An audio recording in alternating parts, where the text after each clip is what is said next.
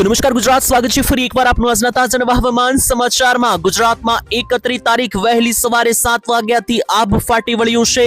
ગુજરાતમાં બપોર સુધીમાં તો મિત્રો જ્યાં જુઓ ત્યાં જળબંબાકાર પરિસ્થિતિ બની ચૂકી છે અને હજુ રાત્રિ પડતાની સાથે જ ગુજરાતમાં જે છે તે મિત્રો જ્યાં જુઓ ત્યાં પથારી ફેરવતો જોવા મળશે વરસાદ। અત્યારે હાલ જે આગાહી આવી ગઈ છે, જે સિસ્ટમ આવી ગઈ છે, એ જોઈને મિત્રો ડર લાગી જાય તેવી સિસ્ટમ છે અને એના વિશે પ્રોપર માહિતી અમે આપીશું આજના આ વિડીયોની અંદર।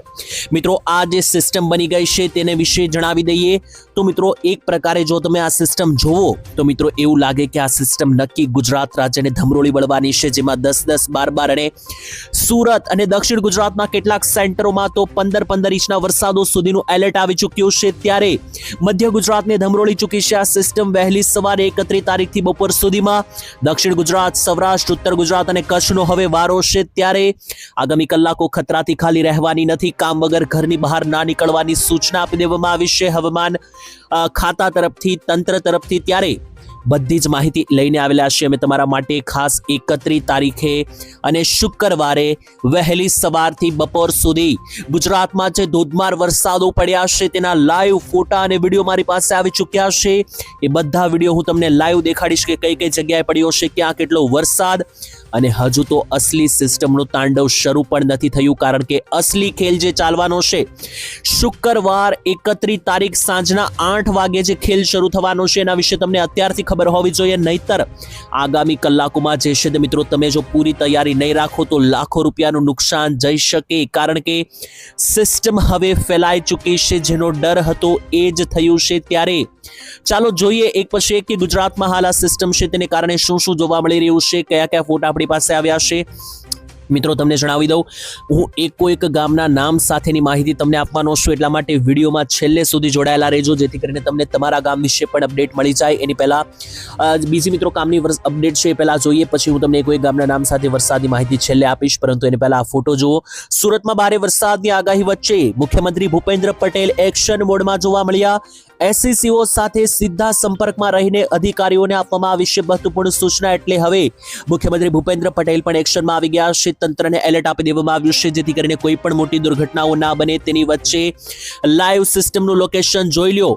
આઈએમડીએ મિત્રો આ ફોટો જાહેર કર્યો છે પોતાની વેબસાઇટ ઉપર। હવામાન વિભાગે આ ગુજરાત રાજ્ય ગુલાબી નકશામાં આવેલું છે, જેમાં ગુલાબી નકશા ઉપર જે તમે આ સફેદ કલરનો કાળા ડિબાંગ ભાગ જોઈ રહ્યા છો, બધા જ વરસાદના ખૂંખાર વાદળો છે જે ગુજરાતથી માંડીને પશ્ચિમ ઘાટ ઉપર પથરાઈ ચૂક્યા છે અને ગુજરાત ઉપર તોફાની બેટિંગ લગાતાર 4 થી 5 દિવસ સુધી ચાલવાની છે। તેની વચ્ચે આ જોઈ લો મિત્રો ફોટા આવી રહ્યા છે મારી પાસે। ગુજરાતમાં જે વરસાદ પડ્યો છે છેલ્લી 12 કલાકોમાં 31 તારીખ અને શુક્રવારે વહેલી સવારથી લઈને બપોર સુધીમાં જે ભારે વરસાદ પડ્યા છે એના ફોટા જોઈ લો તો આ ખેડા, મધ્ય ગુજરાતનું ખેડા જુઓ, આખું પાણીમાં તરબોળ થઈ ચૂક્યું છે।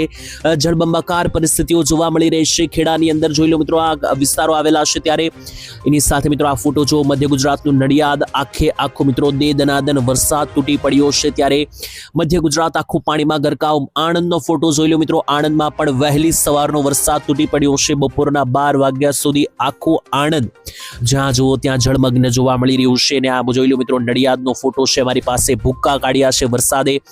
આટલું જ નહીં, મારી પાસે બીજા પણ ફોટા છે, જોઈ લો। છોટા ઉદેપુર તો આખું પાણીમાં મિત્રો જે છે તે ડૂબતું જોવા મળ્યું। અડધા ગોઠણ સમા પાણી ભરાયા હોવાના અહેવાલો સામે આવ્યા। અને એટલું જ નહીં, આ ફોટો મિત્રો, આ વિડીયો જુઓ, આણંદથી સામે આવી રહ્યો છે આ વિડીયો। અને આણંદની અંદર જુઓ મિત્રો, જ્યાં જુઓ ત્યાં પાણી જેવી પરિસ્થિતિ। વરસાદે મિત્રો રીતસરના અહીંયા ભૂક્કા બોલાવી દીધા છે। જોઈ લો ઘરોમાં પાણી ભરાતું જોવા મળી રહ્યું છે। એટલે આણંદમાં હવે વરસાદી પરિસ્થિતિઓને લઈને ઘરમાં પાણી ભરાવાની શરૂઆત થતી જોવા મળી છે। એટલું જ નહીં, આ મિત્રો જુઓ વડોદરાનો વિડીયો છે મારી પાસે આવી રહ્યો છે। વડોદરામાં પણ વહેલી સવારની સિસ્ટમ તાંડવ મચાવી રહી છે। બપોર સુધીમાં તો જ્યાં જુઓ ત્યાં ખતરનાક કડાકા ભડાકા અને વીજળી સાથેના વરસાદો ભૂક્કા બોલાવી રહ્યા છે। ને એટલું જ નહીં, હજુ મિત્રો એલર્ટ યથાવત છે। અસલી ખતરો હજુ રોંઢાથી રાત્રિ સુધીમાં શરૂ થવાનો છે અને પછી આવતીકાલની 1 તારીખ પણ ગુજરાત રાજ્ય માટે હાઈ એલર્ટ બનવાનું છે। તેની વચ્ચે જુઓ તો આજે 31 તારીખ શુક્રવાર બપોરથી લઈને રાત્રિના 12-1 વાગ્યા સુધીના જે વરસાદો છે એના માટે એલર્ટ જોઈ લો। એકોએક જિલ્લામાં ઓરેન્જ અને રેડ એલર્ટ આપી દેવામાં આવ્યું છે। તેની વચ્ચે હવામાન ખાતા તંત્ર તરફથી એલર્ટ છે કે કામ વગર ઘરની બહાર ના નીકળવું। 31 તારીખ અને શુક્રવાર કયા કયા જિલ્લામાં કયું એલર્ટ હજુ પણ લાગુ છે જોઈ લો. જ્યાં પણ રેડ એલર્ટ છે મિત્રો ત્યાં તમારે સાવચેતી રાખવી પડશે. રેડ એલર્ટ વાળા બધા જ વિસ્તારમાં 10-10 ઇંચ સુધીના વરસાદની આગાહી રહેશે. ઓરેન્જ એલર્ટ વાળા ભાગોમાં પણ મિત્રો જે છે તે અહીંયા ગુજરાત રાજ્યની અંદર અતિ ભારે વરસાદની આગાહી રહેશે, જેમાં 5-5 ઇંચના વરસાદ પણ આવી શકે. રેડ એલર્ટ થી શરૂ કરીએ તો જોઈ લો ભાવનગર, બોટાદ, અમદાવાદ, આણંદ, વડોદરા, છોટાઉદેપુર, ભરૂચ, તાપી, નર્મદા, સુરત, નવસારી, વલસાડ અને ડાંગ આ બધા જિલ્લાઓમાં આપી દેવામાં આવ્યું છે રેડ એલર્ટ, જેથી આ બધા જિલ્લાઓમાં મેઘ તાંડવનું તાંડવ ચાલવાનું છે. એટલું જ નહીં, ઓરેન્જ એલર્ટની વાત કરીએ તો લાઈવ જોઈ લો મિત્રો. ઓરેન્જ એલર્ટની અંદર ગોધરા, દાહોદ, પંચમહાલ, ખેડા, સૌરાષ્ટ્રનું સુરેન્દ્રનગર, રાજકોટ અને અમરેલી જિલ્લામાં ઓરેન્જ એલર્ટ આપવામાં આવ્યું છે. અને આના સિવાય પણ જોઈ લો તો અહીંયા ખાસ જે પણ જગ્યાએ આપવામાં આવ્યા છે યેલો એલર્ટ, તો યેલો એલર્ટ વાળા વિસ્તારોમાં પણ તમને જે છે મિત્રો મધ્યમ વરસાદો 1 થી 2 ઇંચના જોવા મળી શકે. જેમાં જોઈ લો દ્વારકા, જામનગર, મોરબી, પોરબંદર, જુનાગઢ, ગીર સોમનાથ, કચ્છ, બનાસકાંઠા, મહેસાણા, પાટણ, સાબરકાંઠા, અરવલ્લી અને મહીસાગર જિલ્લામાં આપી દેવામાં આવ્યું છે ઓરેન્જ અને યેલો સિગ્નલ સોરી મિત્રો. તેની સિવાય આપણી પાસે જે બીજી પણ માહિતી આવી રહી છે અત્યારે હાલ ફટાફટ તમને આપી દઉં, પછી મારે કોઈ ગામના નામ વિશે અપડેટ આપવાની છે. તો લાઈવ તમે જોઈ શકો મિત્રો 2 કલાકમાં ખેડામાં વસોયા 5 ઇંચ વરસાદ પડી ચૂક્યો છે. ખેડામાં 2 કલાકની અંદર છેલ્લા સવારથી બપોર સુધીમાં 84 થી લઈને 87 તાલુકામાં વરસાદ. આટલું જ નહીં, કેટલાક લોકો નદીમાં ફસાયા છે. વડોદરા, ભરૂચ, ખેડામાં જળબંબાકાર. સુરતનો હવે વારો છે, ત્યારે બોટ સાથે એનડીઆરએફની ટીમ તૈનાત કરી દેવામાં આવી છે, એટલે સરકારી તંત્રો બોટ લઈને પહોંચી ચૂક્યા છે લોકોને બચાવવા માટે. મુખ્ય કારણ શું છે આ વરસાદનું? તો એક સાથે 4 સિસ્ટમ તાટી પડવાને કારણે ખતરો વધી રહ્યો છે. 4 સિસ્ટમ કઈ કઈ છે? તો પહેલા તો મિત્રો જોઈ લો તો એક રાજ્યમાં ડીપ ડિપ્રેશન સિસ્ટમ છે, બીજી મોન્સૂન ટ્રફ છે, ત્રીજી અપર એર સાયક્લોનિક સર્ક્યુલેશન અને ચોથી વેસ્ટર્ન ડિસ્ટર્બન્સ. તો આમ સાથે એક સાથે 4 સિસ્ટમ હવે તૂટી પડી છે ગુજરાતમાં. 2 તારીખ સુધી હજુ પણ મિત્રો આ સિસ્ટમ ગુજરાત ઉપરથી હટવાની નથી, જેથી સાવચેતીમાં રહેજો મિત્રો. આ સિસ્ટમ હજુ પણ શું કરશે આગામી સમયમાં એના વિશે તમને હજુ થોડી પણ ખ્યાલ નથી. લાઈવ સિસ્ટમ હું તમને દેખાડી દઉં તો ડરી જવાય એવા દ્રશ્યો છે મિત્રો. આ સિસ્ટમ જોઈને જ મિત્રો એક પ્રકારે આપણે ડરી જઈએ, કારણ કે એટલી પોળી પડી ચૂકી છે હવે આ સિસ્ટમ કે ગુજરાતના ઘણા બધા ભાગોમાં પૂર જેવી પરિસ્થિતિ આપણને જોવા મળશે આવતીકાલ સુધીમાં. જોઈ લો આખું સૌરાષ્ટ્ર આવરી લીધું છે આ સિસ્ટમે, આખું મધ્ય ગુજરાત ધમરોળી નાખ્યું છે. અને હવે દક્ષિણ ગુજરાત ઉપર તો આજે રાત્રિથી જોઈ લો. મારે તમને એક જે ફોટો દેખાડવાનો છે રહી જ ગયો મિત્રો, પહેલા જ દેખાડવાનો હતો, પરંતુ હવે અત્યારે જોઈ લો તો આજે રાત્રિના જેવા 6 થી 7 વાગશે મિત્રો. એટલે અમુક વિસ્તારોમાં એટલો ભયંકર વરસાદ છે કે મિત્રો 300 mm એનો ભરોસો મિત્રો તમને ના થાય, પરંતુ 300 mm એટલે 12 થી લઈને 14 ઇંચના વરસાદો. એમાં જોઈ લો કયા કયા વિસ્તારો છે.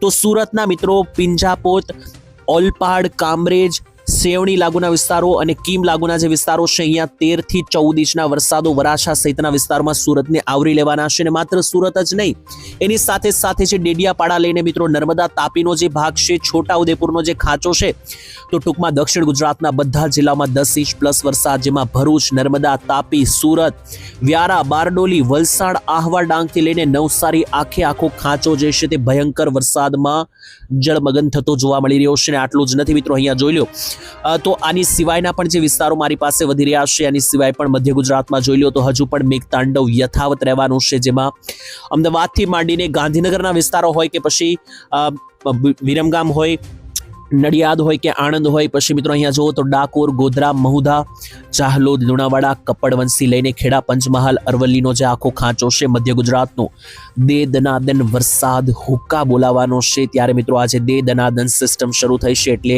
આ સિસ્ટમ ક્યાંય પણ રીતે હવે નબળી નથી પડવાની. અને આવતીકાલનો દિવસ તો આનાથી વધારે ઘાતક બનવાનો છે, કારણ કે ઉત્તર ગુજરાતમાં આજની અપડેટ લઈ લ્યો તો રાત્રિ સુધીમાં ઉત્તરમાં મિત્રો મહેસાણાનું કડી લાગુના વિસ્તારથી લઈને સિદ્ધપુર, પાટણ, ઊંઝાથી લઈને રાધનપુર, સાંતલપુર, દિયોદર, હારીજ, થરાદ, ડીસા, સોઈગામ, પાલનપુર, બનાસકાંઠા, સાબરકાંઠા, મોડાસાથી લઈને પ્રાંતિજ, બયાડ સહિતના વિસ્તારોને ધમરોળશે મેઘરાજા રાત્રિ સુધીમાં.